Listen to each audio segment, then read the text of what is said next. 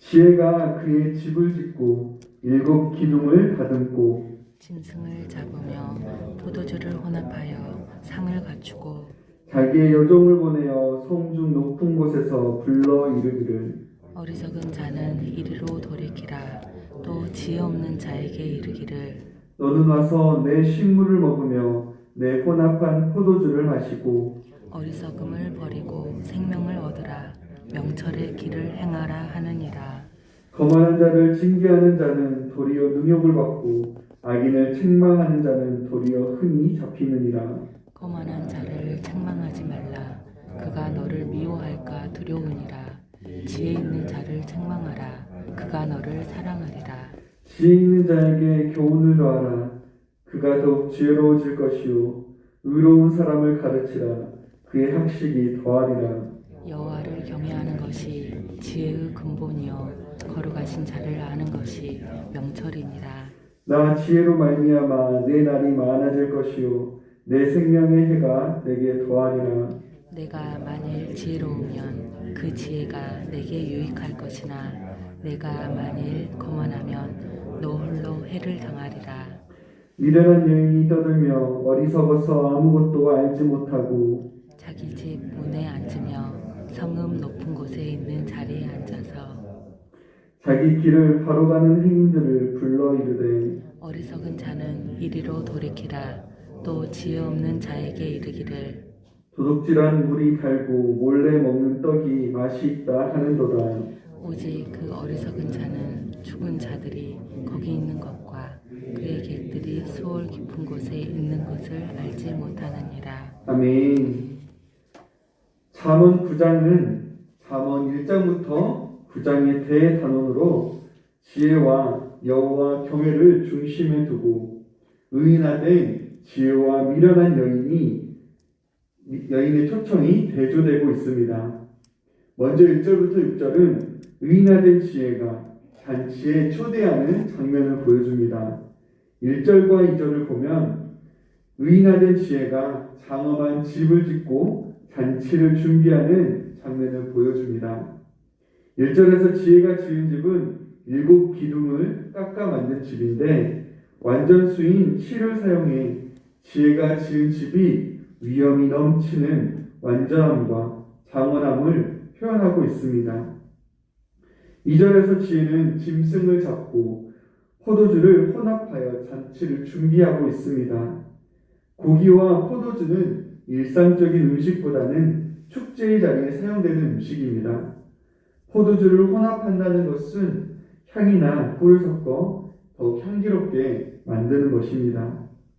완전하고 장엄한 집에서 고기와 포도주로 잔치를 준비한 지혜는 사람들을 초청하기 위해 여종들을 보내 도시의 가장 높은 곳에서 외치게 합니다.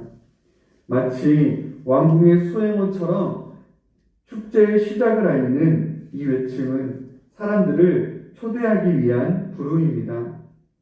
4절에서 지혜가 초대하는 자들은 어리석은 자와 지혜 없는 자들이며 그들에게 돌이키라고 요청합니다. 어리석은 자는 젊고 경험이 부족하여 잘 속는 자를 의미하고 지혜 없는 자는 마음이 부족한 자를 의미합니다. 지혜는 이러한 자들에게 와서 자신이 준비한 음식과 포도주를 먹고 마시라고 합니다. 이러한 지혜의 초대는 먹고 마시는 잔치에 참여하는 것을 넘어서 주인과 손님의 연합의 자리를 보여주는 것입니다. 지혜는 6절에서 어리석음을 버리고 명철의 길을 걸으라고 합니다. 어리석음을 버리는 것이 곧 생명을 얻는 길이며 명철의 길을 걷는 것이기 때문입니다. 여기서 명철은 지혜와 한 쌍으로 자주 사용되는 단어로 통찰력과 명민함을 표현하는 단어입니다. 이처럼 지혜가 자신의 잔치에 초대하며 어리석음을 버리고 명철의 길을 행하라고 요청하는 것은 지혜의 초청에 반응하는 것이 곧 명철의 길이며 생명을 얻는 길임을 보여주는 것입니다. 잠언 9장은 지혜의 초청에 반대되는 미련한 여인의 초청도 보여주고 있습니다.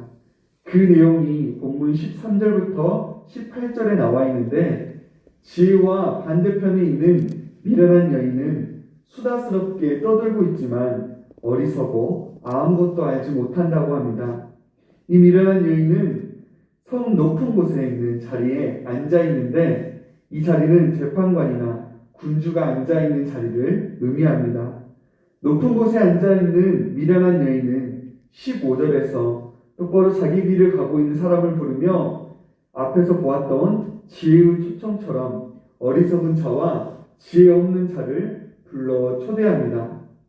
이러한 미련한 여인은 잔치를 준비하고 베풀지 않습니다. 미련한 여인은 높은 곳에 앉아 무언가 있는 것처럼 사람들을 초대하지만 그 잔치의 자리에는 아무것도 없습니다. 그녀는 도둑질한 물이 달고 몰래 먹는 빵이 맛있다고 말할 뿐입니다. 이는 축제 음식을 준비한 지혜의 초대와 완전히 반대되는 모습입니다. 이 미련한 여인은 어리석은 자와 지혜 없는 자에게 더욱 악한 영향을 끼치고 있습니다. 더욱 큰 문제는 미련한 여인의 초대의 자리에 응한 자들이 수월 깊은 곳에 있는 것을 알지 못한다는 것입니다. 생명으로 초대하는 지혜의 초청과 반대로 미련한 여인의 초청은 죽음과 사망의 길임을 보여주고 있습니다. 지혜와 미련한 여인의 초청 사이에 있는 7절부터 12절은 지혜가 교훈하는 내용을 다루고 있습니다. 의인하던 지혜는 마치 교사처럼 초대받은 이들에게 교훈합니다. 지혜는 거만한 자를 징계하고 악인을 책망하는 자를 수치를 당한다고 흠이 잡힌다고 합니다. 거만한 자와 악인들은 여호와를 경외하지 않는 자로서 들을 기가 없는 자들입니다. 8절에서 지혜는 거만한 자를 책망하지 말고 지혜 있는 자들을 책망하라고 합니다. 그리하면 지혜 있는 자는 더욱 지혜로워질 것이고 의로운 사람은 그 학식이 더할 것이라고 합니다. 거만한 자와 대조되는 지혜 있는 자와 의인은 자신의 다른 이들의 훈계와 지혜를 받아들이는 자들입니다. 지혜 있는 자와 의인은 자기의 지혜의 한계를 아는 자들입니다. 지혜로운 사람은 열린 마음으로 겸손히 다른 이들의 교훈과 훈계를 받아들일 줄 아는 자들인 것입니다. 본문 10절은 잠언의 중심 주제인 여호와 경외에 대해 다시 언급하고 있습니다. 본문 10절 말씀을 여러분이 읽으시겠습니다. 10절 말씀 읽겠습니다. 여호와를 경외하는 것이 지혜의 근본이요 거룩하신 자를 아는 것이 명철이니라. 아멘. 10절은 여호와를 경외하는 것과 거룩한 자를 아는 것이 동의적인 의미로 사용되고 있습니다. 여호와를 경외하는 것은 곧 거룩하신 하나님을 아는 것에서 시작되기 때문입니다. 거룩에 대한 인식은 거룩하신 하나님을 인정하는 태도로 이어집니다.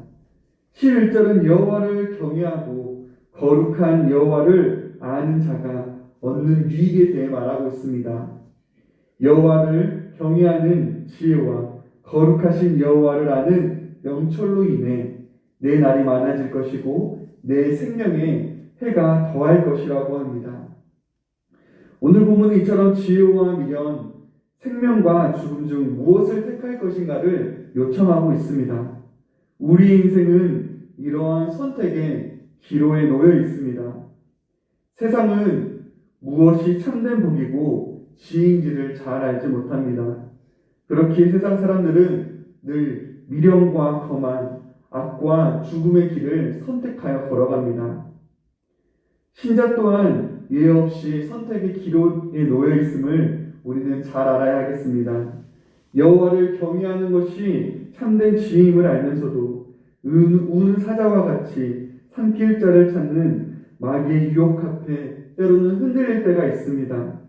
그렇기에 늘 깨어 말씀 앞에 서는 자가 되어야 합니다. 지혜 있는 자와 같이 자신의 부족함과 한계를 잘 알고 말씀 앞에 겸손히 나아가는 것입니다. 더 나아가 하나님의 말씀에 반하는 가르침이 아니라면 다른 이들의 교훈과 책망도 마땅히 받아들일 줄 알아야 하겠습니다. 그러므로 여호와 경외하는 지혜와 거룩하신 이를 아는 명철을 소유하시는 모든 성도님들 되시기를 바랍니다. 그 가운데 하나님이 허락하시는 참된 유익과 참된 생명을 누리시는 모든 성도님들 되시기를 간절히 소원합니다. 기도하겠습니다.